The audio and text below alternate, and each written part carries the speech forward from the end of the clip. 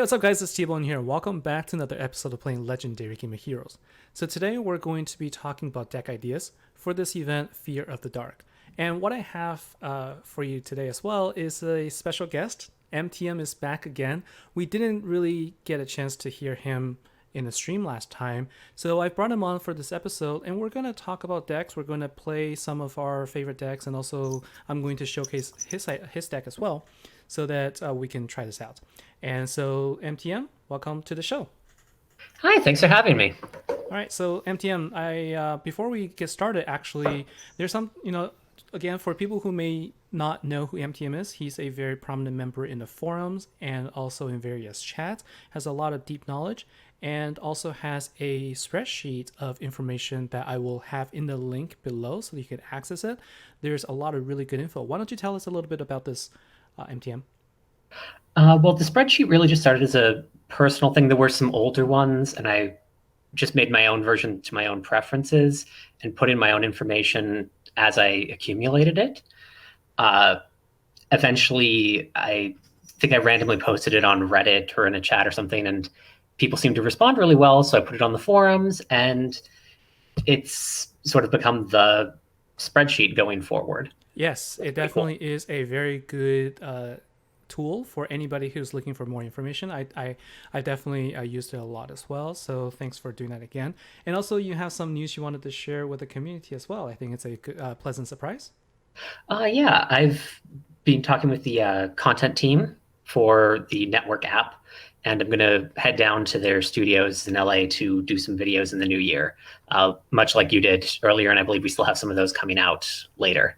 Yeah, so it was a lot of fun actually. So we will be, I'm looking forward to seeing that. There are a few videos that they made with me that have yet to come out. So I'm looking forward to seeing the videos that they make with you. So congrats on that. All right, so let's go ahead and take a look at a couple of decks. And so what I have for you here are sort of ideas I built for this event, and a couple of things I wanted to start with. First one is, unfortunately, I couldn't actually get the Master Collection card. So you can see here the runes here. I have two more chances. And so I just need one of the missing three because I can craft two runes. So I'm hopeful that I'll be able to get it. And once I do, I think I'll try it out. But the reason why I'm looking for this card is because I think it's I think it's going to be a decent investment, even though it seems really underpowered right now. And what are your thoughts about that card, MTM? So I really like that they have introduced this new way of balancing a card where it begins on cooldown, which is something that I did not understand when I first read it. And now it seems kind of obvious, but I know it's still, I don't know the best way that they could write that that's not incredibly wordy. Mm-hmm. I think after people get used to seeing cards like this, it'll cause less confusion. Um, and it's going to allow them to have another balance point, because the big thing about the new meta is not just making purely better cards over time. And Right. so if this didn't have that, it would almost be a purely better version of last week's Master Collection hero. Right. And I think I would consider that a big negative, because it would be sort of already moving the power level up again. Yeah, I tend to agree. So unfortunately, I don't have the card to showcase it. Otherwise, I would have.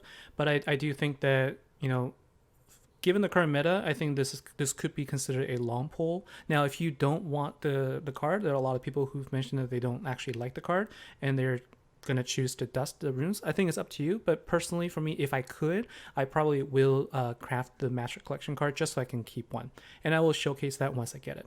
So let's talk about the first deck here. So I built this deck, what I'm calling the Dark God. Now, if you have the card here, I have two of the Dark Gods, Hell and Soul Reaper, and I'm using the support card as the leader because it does give bonus to all of the commander cards. And I do have the event card here as well. And I do have the Wasteland Spectre to generate additional power gems. So the health, the sort of the dark god cards, they do require at least 4 power gem 4s to be powered up. And this combination will be able to do so. And plus, I do have a lot of dark corrupt relics. And so with this combination, I can also generate a power gem 4 on turn 1 and then just activate the I can also then just activate the event card to get the power gems, but the thing is, it doesn't work against chaos.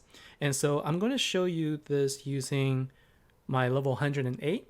And what I'll do is I'm going to show you how this works. So I'm going to use one key. So currently this is a deck that I can use for 2 turns to use one key. And it does have this deck does also have a dispel for weaken, and so you're going to be able to maximize your damage here. So you can see here on turn 1, I'm able to get a really good, number of dark gems on the board, and at this point I have everything all powered up. Unfortunately, I did lose a power gem 4 there, and I also forgot that I'm not high enough level. So let's try this again. So let's go to I can actually go to Cataclysm, and this is a lot better team to use actually. So it's 300 and somewhat million. So I'm not going to be able to take it down on turn 1. But as you can see there, I was able to take down the boss, but I didn't get enough for an overkill. And so that wasn't the right team. I will show that a little bit later. So let's try this again. So let's go ahead and wait until all of the gems come out. And after turn 1, let's see how we do here. So I was able to save 1 gem, but it doesn't matter at this point because chaos is going to be cast and everything will be wiped out. But that's why I have both Spectre, Wasteland Spectre, and also the event card here, because now I have 5 of these cards. And then the order I actually usually activate is I would usually activate the Gold Soul Reaper first, and then activate Hell, just in case anything overwrites. I wanted to overwrite using the Gem 2, Power Gem 2. And now activate the support card to fill up the board, and then just do a Power Gem swap, and you'll be able to deal sufficient damage to deal, in fact, 12 billion damage to get overkill here. So more than a little. Yeah, a little more than sufficient. Yeah. So this is actually a really, really good team. And it doesn't matter if you're going up against Chaos because you don't really need to wait for gems on the board. And so speaking of overkill, so let's take a look at the deck that you've built, MTM. And this is the build. This is the not exactly the same one because I had to replace one of the cards. You have you have Shepherd of Souls, which I don't have, but otherwise all the cards are the same. Yeah, so the idea with this deck is really just very simple way to get overkill on turn 1 without spending a lot of time as I move them up through the levels. I'm still getting it at 166, 167, and so I could probably go a little bit further while still getting full overkill. Right. Don't really stress on those because it's not a huge portion of your trophies. Right, and you're using Dynamite Dougal here because it does generate some gems on turn 1 as well. Yeah, and importantly, without extra animations. Yeah. Right now, if you've got pretty good cards before you get to the solos, I've found one of the most important things is figuring out ways to minimize that animation time. Right, because it can get really long really fast. So this is actually, we have an overkill boss right now, and so let's go ahead and use one of the keys here. So as we're doing this, what are your thoughts about the change from using stamina to using keys?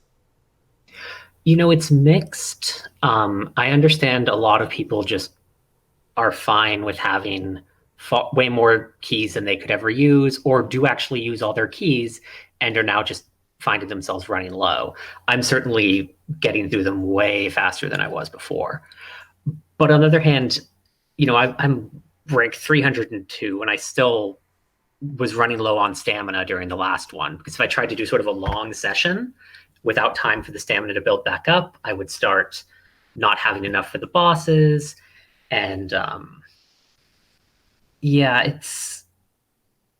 I think the key issue is very complicated right now in Commander because there are people that are pulling the game both ways. Yeah, I do have mixed feelings myself. I think that I do notice that the keys are definitely going a lot faster because you're using solo keys, and the overkill, the ultra kill bosses use 3 keys as well, and so it does sort of take it away, and you do sort of then need to think about whether it's worth it for you or not. And if we remember taking a look at the overkill collection, you do have an additional rune that you can get, but I feel that there's really no need to push for the 5,000 if you're not looking to evolve your generation 2 legends. So that's something to think about as well. I kind of like it that they didn't put something that is a must have in the last collection because there is keys to consider. So what I didn't mention earlier, if we go back to the team, just so that people get a chance to look at it, this team was able to deal over 1 billion damage on turn 1. So it's a very viable and it's a relatively budget friendly deck to build as well. So if you're looking for something that can help you with the overkill bosses without and also ensuring that you can get overkill, this is a team that you can use relatively quickly. So thanks MTM for that. Now the next one I wanted to show you is if you have Lalo. So this was actually the last commander event that we had with a Lalo card. It's been a long time, and so I wanted to make sure that I can use him here. And so I'm taking advantage of, again, the Dark Gods. These are really good cards to use. They do make sure they really give you additional gems. Like, I mean, when you have 4 or more power gem 4s on the board, each of these Dark God cards will give you 12 power gems. So that's a significant amount. And so what I built here is a team that uses the support cards the lead to, again, give boost to the overall commander cards. And this can deal good damage against a guild boss. So let's take a look here. So I'm going to go up against a guild legend boss. And I'm going to switch over to this team right here. And in terms of relics, I do have one of the Dark Commander relic here. It's unleveled right now. And I have one of each, one from Dark God and one from the Dark Honor relic. And then I have two Dark Corrupt from way back during the Vault event. So let's go ahead and use a 3-key attack here, and I'll show you how this team works. So if you have Exenka instead of Lalo, it works the same way. It'll deal a little bit less damage, but it's still going to pack a really good punch. And so with 3 keys here, what you want to do is you want to try to build up a Power Gen 4 right from the start. Because remember, the requirement is that you get 4 Power Gen 4s. So once you have this, what you can do is you also want to actually power up your charge up Lalo. So I'm just going to do a random match. So you can see Lalo now has two charges on there. And then I'm going to go ahead and activate everything else. And I'm going to activate the power gens first. Then I'll activate the support card to fill up the rest of the board. And what I'll do is I'm going to do a power gen match here. And you can see how much damage this will deal. Now, Lalo will store all of this damage that he himself deals. And then when he outputs it again, unfortunately I took everything out. So it's sufficient enough to take out, to deal 80 billion damage on that one. But if I were able to keep him alive a little longer, Lalo can deal about 80 billion damage himself. So for a combination of over 100, easily taking out the level 300, legend bosses if you need to. So you can see how powerful that deck was right there. that is actually a problem I've run into a lot with this, is trying to test lower level stuff. Is these new heroes especially pack such a punch when you combine them with the old ones and have a good power gem setup, right, that you just smash through everything and you really don't need that much more power. Like, especially with the Master Collection this week, even if you could get it charged up, I'm not sure there's a circumstance where you need something that can make you 10 power gem 4s right now. Right. At this point, there isn't. And I'm hoping that doesn't mean that we're going to push up the health of the bosses necessarily. I think that this actually is making a lot more fun, just more relaxed. You can still take out the bosses with a mix and match deck, which is what I've really enjoyed so far. And so, of course, because this is a Dark Corrupt event, I am paying homage to our Dark Corrupt heroes. And I know that you have a different deck that you built using the Dark Corrupt heroes as well. We can take a look at that later. But let's go ahead and talk about this one right here. So once again, I'm using Hell here. I use this card pretty much in all of my setups. So if you don't have her, like I said, Soul Reaper is another option, or Xenoscourge is one as well. So a really good card to have. And I'm making sure that I have the event card and the support card because they really pack a punch. And then I use Thrall here for gem creation, and then I have the Guardian of Gaul, which creates a Dark Gem 2 or Power Gem 2 for every 5 Dark Gems on the board. So this is a team that also uses 0 intensity. So, well, I guess Hell does, but in terms of getting the gems and whatnot, I don't really need God intensity in this case. So let's give this a try. And we will also try this against the Legend boss here. I might be competing with my guildmates, but it's all right. So the way to play this deck is, this one you do need to I guess my statement was incorrect. There's another team I built that didn't use intensity. This deck does need intensity because you need to build intensity for Thrall in order to fill the board with gems. You were about to correct me earlier, weren't you, MTM? And you bit your tongue. I try not to nitpick. I'm a terrible person when it comes to that. I have to That's okay. stop myself. I did notice a little bit of a hum and then went silent, and then I realized my mistake afterwards. I will also note that Gardner Gall's one of those cards that for a long time I was super jealous of. Whenever he was in a random pack, I would try to get him. But if they follow the pattern they've been doing, people should be able to get him this week with the starter deck. They've been doing the ones from 35 weeks before, and that would be the Grimoire of Darkness event this week. Okay. So people will be able to get 5 or whatever it is, 3 Corrupt Relics, the Barbed Spears with the 15% attack bonus, and they'll be able to pick him up on the 3rd tier. Oh, great. That's good to know. And so tell me, there's a lot of times you also provide information on when things will be available. Is that all also available in the spreadsheet?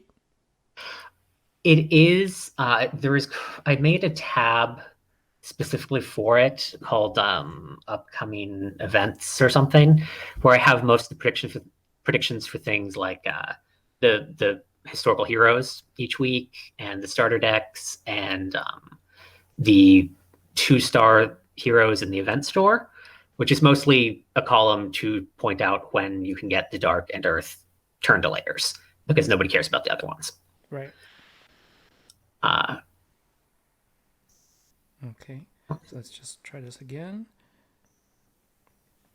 I'm not sure I'm not going to be able to take out the boss here, but for a team that, basically this team can deal almost enough damage to take out the boss here. And so I'm not at solo legends at this point, but these teams can all take out the solo legends as well using 3 keys with overkill. So like one of the things here is you do, commanders nowadays is all about overkill. So if you can build a team that can, have overkill against legend bosses, that's really the way to be successful here. So far all of these teams that I've built sort of have that in mind. Now let's take a look to see if there's another. Oh, here's the one that I meant that didn't actually have a intensity requirement per se, because you have Loki and the Fallen One. So Loki is a card that will increase the drop rate of dark gems, but it does have a long cooldown. This is a very old card. This came out a long time ago, but it's a very useful card if you have a gem destroyer, which is what the Fallen One is for. So this is sort of similar to using Quack and Marvel of Mado, but unfortunately we don't have a dark Gemfall deck at this point, which is too bad. And sadly, probably never will. Although, if you think about it, Gemfall might be a mechanic that they can still use in the new meta, just in smaller quantities and without attack bonus and everything else attached to it. Yeah, I think a more I think you could still keep the mechanic of a guaranteed number of gems that will drop, and just make it so that you can have the gem fall without all the additional things that make it too overpowered, is what you're saying, right? Yeah, and let you have a snack break while you're watching the gems fall if you're doing the full thing. Right. I've had at most 2 of those in a deck, and that really took a while. I can't imagine the people that had the full deck version with all the relics. So they have this massive amount of gemfall, and it's cool and it's beautiful, and it's a 15-minute fight. So yeah, I remember the first time I tried it. I think it was with the water one, and just watching the falls here. You can see here it also has some of that effect here with Loki, but it wasn't quite as pronounced, especially when you have multiple of those cards. So the difference here was the wording was very different. This one just said greatly increased chances of the gems falling, whereas before it gave a number, and that actually allowed you to see how much weaker the light. Remember the light one, the mage cards, the light giants. The gemfall numbers were much lower than I think the green corrupt ones, for example. Yeah, to make the gem rain cards even more confusing, the Guardian of Gaul does have a built-in intensity-based gem rain based on corrupt intensity. I have no idea how that relates to the amount on Loki. Oh, that's I true. don't know where the crossover point on that is. In my experience, using a card like Loki when you're trying to do just one hit tends to come out a lot better. Right, right. Yeah, I think it's a combination of intensity amount and it also said moderately, which I think we try to put it to a percentage before. 50%, 70% chance of it being a dark gem or something like that, but it was never confirmed, so we'll never know. So this was the deck that you meant that you had I had mentioned earlier, where it uses Thrall and also God's Flesh, which is the ultra rare card from there. Invictus, which is the collection hero this time, also powers up Thrall as well as God's Flesh, because when you activate the skill, both Thrall and God's Flesh will create a Power Gem 4 and a Power Gem 3 respectively, and as it creates gems. And you have the Mummy to fill up the board with Power Gems and then overwrite them afterwards. Is that correct? Yeah, and it's a little bonus. Victus happens to have just counter Traitor. Right. So Okay, so Mummy they've does also all counter. lined up really nicely this week in that regard with the counters and all that. Okay, yeah, yeah. And so that's pretty much what I wanted to showcase today. And thanks MTM for joining us in this episode here. So this is a very uncut, just a candid conversation with MTM here, and hopefully the ideas that we've discussed here is going to help you here. Now, I just personally, I have not yet had a chance to push my solo bosses too high just yet, and I do have two more runes that I'm going to go for. And I think that if you can, look for a team that you can use to do single key against your normal bosses as high as you can, because you do need to conserve keys at this point. And when you get to the solo legend bosses, if you don't have a team that can one key it, well, three key is going to be the way to go. Then hopefully these teams I showcase here can help you get the overkill so that you can get the collections and also get high in trophy counts as well. Any parting words here, MTM, before we sign off? One bit of advice that I would give for people who are having trouble with the grind aspect, as ill-defined as that is if you're find yourself to still be time limited, maybe try to do just one of the solos instead of doing both of them, because once you get to those legend bosses, they're worth 15 times as many trophies. And so you can almost see in people's guild rankings when they get to the solo legends, because their trophy count explodes. And so that's definitely helped quite a few people in my guild sort of deal with having too many keys at times. Okay, great. Well, thanks for that. And that's it for today's episode. And just wanted to say before I go, I'm thinking about a future stream and also a good time that will be for everyone. I'm thinking maybe Saturday mornings, but I will make sure to announce it before I go live. So that's it for today's episode. Thanks a lot for watching, MTM. Thanks for joining me, and I'll see you next time in the next episode. Take care. Bye. Bye, everybody.